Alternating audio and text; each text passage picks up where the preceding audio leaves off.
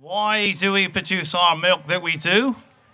Because we want you people to enjoy good, wholesome milk. Not any milk that's been mixed together from different lots of farms. You need to be tasting one milk from one farm.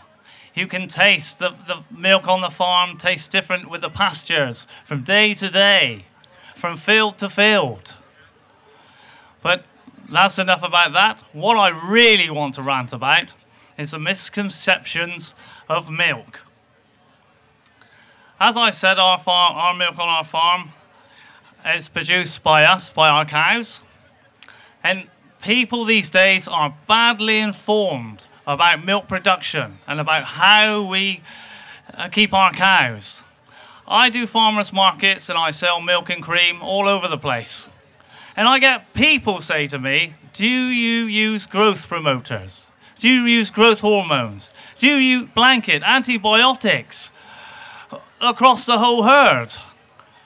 And I look at them and I say politely, no, madam, and explain the reasons. But I really want to say, are you all stupid? Now, I'm sure that none of you here today have read or under misconceptions about how we produce our milk and what we use. Growth promoters. Now, in this country, growth promoters have been banned by the beef cattle industry and the dairy industry since 1988. And antibiotics. We use antibiotics, yes, of course we do. But if we blanket the whole herd, it would be financial suicide. Let me explain. In my pocket here, I've got some intramural penicillin antibiotic tubes. They're empty, so don't get carried away. And what we do is when we have infection, who wants one? Sir, catch, come on. One there. Read all about it. One more, there you are. Right, what we do is when we have a cow that is affected with mastitis, we would then insert a tube into her teat, have antibiotics, squeeze it in, and that would then, over the next 12 hours, help treat and cure and kill that bacteria causing that mastitis. Right? So we on our farm would do a course of 3 treatments. Usually they're once a day. So that's 3 days you'd have to insert those tubes. Sometimes in the severe case, we do it every 12 hours if she becomes sick in herself.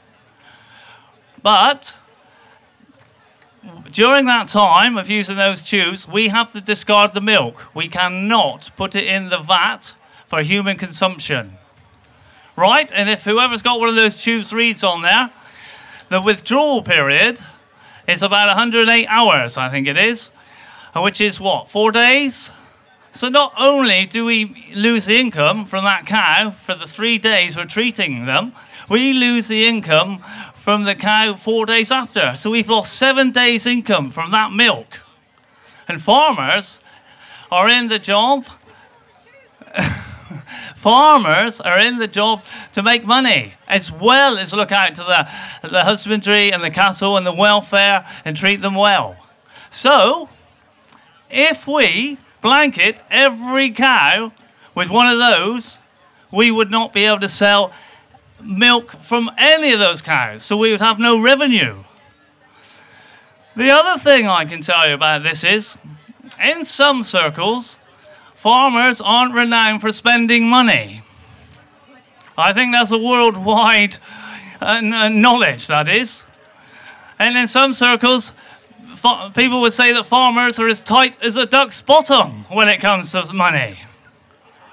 So these tubes cost anywhere between £2.50 and £3.50 each. So to treat that cow with 3 tubes is about a tenner. So please, people, what I'm ranting about today, what I'm trying to say is, do we no longer use growth promoters? And we certainly don't blanket antibiotic any of our cows to prevent infection or mastitis. Thank you, ladies and gentlemen. Now then, I throw the tubes at you. You can now throw them back if you want to. Thank you.